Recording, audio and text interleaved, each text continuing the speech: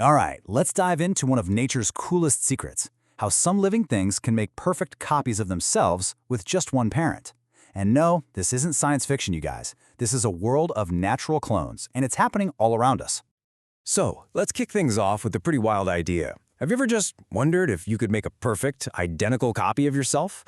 Now, for us, that's still just stuff you see in movies, but for millions and millions of organisms out there, it's just a normal day. These genetic copies are called clones, and how they pull it off is absolutely incredible. So what's the fancy science name for this process? It's called asexual reproduction, and it's a really simple but super powerful idea.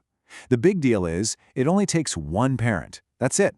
Which means the baby gets 100% of its DNA, its entire instruction manual for life, from that one single parent.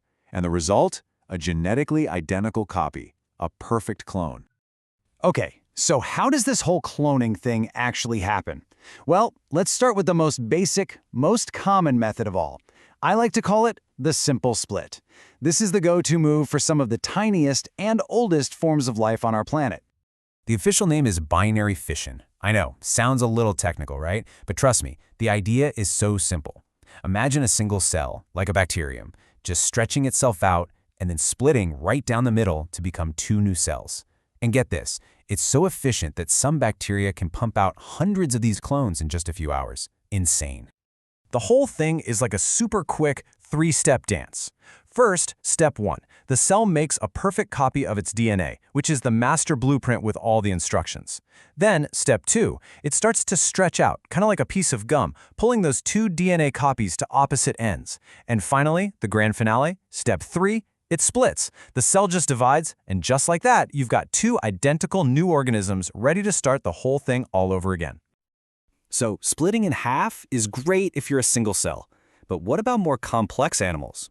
Oh, you bet they have their own methods. And honestly, they're even weirder. So let's look at how some creatures make clones by literally growing new parts of themselves, or even by just breaking apart.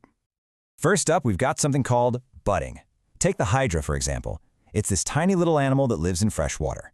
What it does is it just starts to grow a little bump, a bud, on its side. This bud turns into a perfect little mini-me, growing right there on its parent.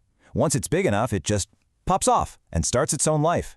It's like growing a friend on your shoulder and then sending them off into the world. Now, if you thought that was strange, hang on. Next up is fragmentation. And this is where it gets really wild.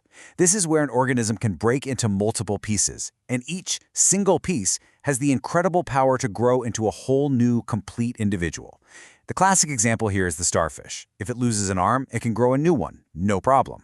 But here's the truly mind-blowing part. Sometimes that lost arm can grow an entirely new starfish. This amazing ability actually leads to a famous, kind of funny, real-world story.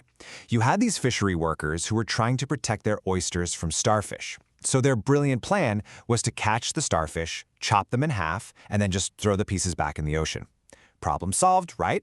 Wrong. So wrong.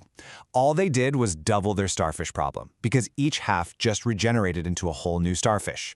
Talk about a lesson in biology. Now, animals aren't the only ones with these cloning abilities. The plant kingdom is absolutely full of masters at this. In fact, you've probably got some of these amazing plant superpowers working right now in your own garden, or maybe even in your kitchen. This is called vegetative propagation. For instance, strawberries send out these long horizontal stems called runners. Wherever a runner touches the ground, boom, a new identical strawberry plant just sprouts up. Or think about a potato. You know those little eyes on it? Each one of those is a bud that can sprout into a whole new potato plant. And an onion? It's just a bulb that can split to form new ones. It is literally nature's version of copy and paste. Okay, so far we've seen organisms split, bud, and break apart. But you're going to want to get ready for this next one because it might be the most surprising twist in this whole story. We're about to explore the real-life science behind what's sometimes called a virgin birth. The scientific term is parthenogenesis. And simply put, it's when a female's egg cell just starts developing into a complete baby all by itself. No fertilization from a male needed whatsoever. An entire embryo can grow and develop from just a single unfertilized egg. And who does this? Well, the list is pretty surprising. Honeybees use it to produce all the male drones in the hive. But it also happens in more complex animals. We've seen it in certain fish, amphibians, and reptiles. And yep, scientists have even documented it happening in some sharks, where females who have been totally isolated from males for years suddenly give birth. But maybe the most famous and absolutely jaw-dropping example comes from the world's largest lizard, the Komodo dragon. On at least 2 different occasions, female Komodo dragons in zoos, with no male contact at all, have laid eggs that hatched into healthy babies. It's just a stunning reminder of how adaptable and incredible life can be. Okay, so we've seen all these amazing ways to make clones, but is being identical always a good thing? Well, like any strategy in nature, asexual reproduction has some major pros and some really serious cons, so let's weigh the good and the bad.